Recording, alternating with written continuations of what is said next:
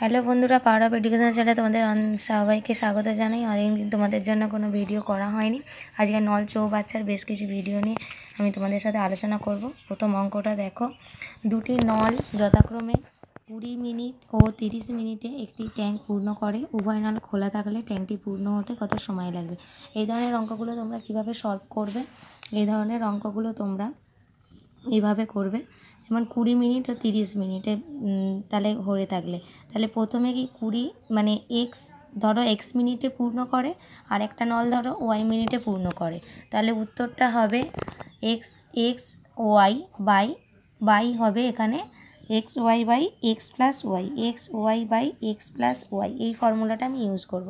তাহলে প্রথমটা বলেছে 20 মিনিটে পূর্ণ করে, তারপরেরটা বলেছে যে 30 মিনিটে পূর্ণ করে। তাহলে তার নিচে এক্স প্লাস ওয়াই করলাম, তাহলে এটা হলো 600, এটা হলো তোমার 50, তাহলে উত্তরটা হবে 12। তাহলে 12 মিনিট সময় লাগবে। অপশান এখানে ছিল আমাদের 10 মিনিট, 12 মিনিট, 15 মিনিট, 25 মিনিট। এর উত্তরটা হবে 12 মিনিট। যেহেতু সামনেই রেলের অনেকগুলো পরীক্ষা আছে, তাই রেলের প্রিভিয়াস ইয়ার্স কোশ্চেনগুলো আমি আলোচনা করছি। একটি পাম্প 2 ঘন্টায় একটি ট্যাঙ্ক জলপূর্ণ করতে পারে, কিন্তু ট্যাঙ্কটি ছিদ্র থাকায় জলপূর্ণ হতে 2 পূর্ণ 1/3 ঘন্টা লাগে। মুখে মুখে কী করে অঙ্কগুলো করবে দেখো। 2 ঘন্টা মানে এখানে কত? 120 মিনিট। 2 পূর্ণ 1/3 ঘন্টা মানে 3 দুগুণে 6, 7/3 ঘন্টা। 7/3 ঘন্টা মানে কত মিনিট বলো? 140 মিনিট। তাহলে আমি সেই এখানে একটা ফর্মুলা কাজে লাগাবো, যেটা হচ্ছে যেটা বেশি মানে সেটা থেকে নিজেটা বিয়োগ যাবে, আর ওপরটা যেমন গুণ হচ্ছিল তেমন। তাহলে ফর্মুলাটা কি? ফর্মুলাটা হচ্ছে এক্স ইন্টু ওয়াই, নিচেটা ওয়াই মাইনাস এক্স হবে যখন ওয়াইটা বড় এক্সের থেকে, আর নইলে x into y, x minus y হবে যখন এক্সটা বড় ওয়াইয়ের থেকে। এখানে কীটা বড়? এখানে দেখছি যে ছিদ্র থাকায় জলপূর্ণ হতে, তাহলে 140টা এখানে বড়, 140 মিনিটটা বড়, 120টা ছোটো। তাহলে এখানে কীরকমভাবে লিখব? তাহলে 120 ইন্টু 140, 120 ইন্টু 140, নিচে 140 মাইনাস 120।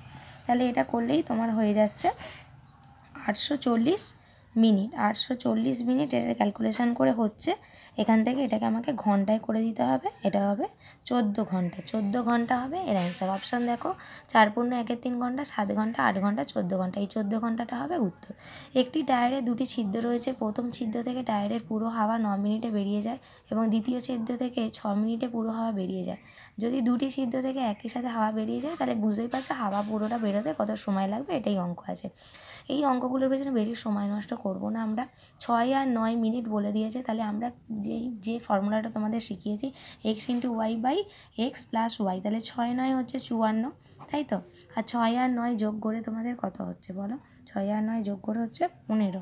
তাহলে এখান থেকে কাটাকাটি করে আমরা এখান থেকে উত্তর বার করে ফেলতে পারবো। এখানে হচ্ছে, কিন্তু এই রকমভাবে না করে এটা 1 এর 6 যুক্ত 1 এর 9 করেও করা যায়। তাহলে 6 আর 9 এরকমভাবে যোগ করে নিয়েও অঙ্কটা করা যাবে। সেখান থেকে উত্তর কী বেরোবে? এর 6 আর 9 লসাগু হচ্ছে 18। সেখান থেকে এইখানে করলে এটা হচ্ছে 5, 5-এর 18 অংশ তাহলে ভর্তি হচ্ছে। তাহলে ঘন্টাটা যখন করব বা মিনিটটা যখন এখানে মিনিট দিয়েছে, মিনিটটা যখন বার করবো 18-র 5, তাহলে এখান থেকে পূর্ণ করে দেবো 3 পূর্ণ 3-এর 5, 3 5 15, তাহলে 3 পূর্ণ 3-এর 5। দেখো অপশানগুলো চেক করো, 1 পূর্ণ 1-এর 2 মিনিট, 3 পূর্ণ 3-এর 5 মিনিট। এইটা হবে আমাদের সি, অপশান সি হবে উত্তর। পরের অঙ্কটা মুখে মুখে করার চেষ্টা করে। দুটি পাইপ আলাদাভাবে তাহলে 10 ঘন্টা 15 ঘন্টায় পূরণ করতে পারে, তাহলে পুরোটা একসঙ্গে পূরণ করতে পারবে কতক্ষণে? বুঝতেই পারছো। তাহলে ওপরে 10 ঘন্টা 15 ঘন্টা গুণ করব, তাহলে 10 ঘন্টা 15 ঘন্টা গুণ করে আমার কত হলো? এরমভাবেও করতে পারি, অথবা আমি কীরকমভাবে অঙ্কটা করতে পারি, যেরমভাবে করলাম। তাহলে 1-এর 10, আর এইখানে তোমার কত হচ্ছে? 1-এর 10 যুক্ত 1-এর 15, 1-এর 10 যুক্ত 1-এর 15। এখান থেকে সহজে কীরমভাবে করবে, নিচেটার লসাগু তো বসে যাবে, তোমরা জানো নিচেটাতে লসাগু বসে যাবে 30, আর এইখান থেকে এখানে ভাগ করে হচ্ছে 3, আর এখান দিয়ে এটা ভাগ করে হচ্ছে 2, 5-এর 30, 5-এর 30 হয়ে যাচ্ছে। 5-এর 30 থেকে কাটাকাটি হয়ে আমার এখানটা হয়ে যাচ্ছে 1-এর 6, 1-এর 6 অংশ। তাহলে এটা উল্টে যাবে, তাহলে ঘন্টা হচ্ছে আমার অ্যান্সার হবে। অ্যান্সার দেখো অপশান এ হবে 6 ঘন্টা। এরপরে একটু বড় অঙ্ক আছে। ডি ব্যাসার্ধ বিশিষ্ট একটি পাইপ একটি জলের ট্যাঙ্কে 40 মিনিটে খালি করতে পারে। 2D ব্যাসার্ধ বিশিষ্ট পাইপ ট্যাঙ্কটিকে কত মিনিটে খালি করতে হবে। এখানে একটা পরিমিতির সাথে অঙ্ক জুড়ে দিয়েছে।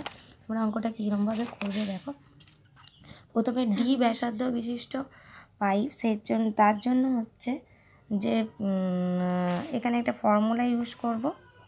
4d/2 এর হোল স্কোয়ার সমান 4 বলছি পাই d/2 এর হোল স্কোয়ার পাই d²/4।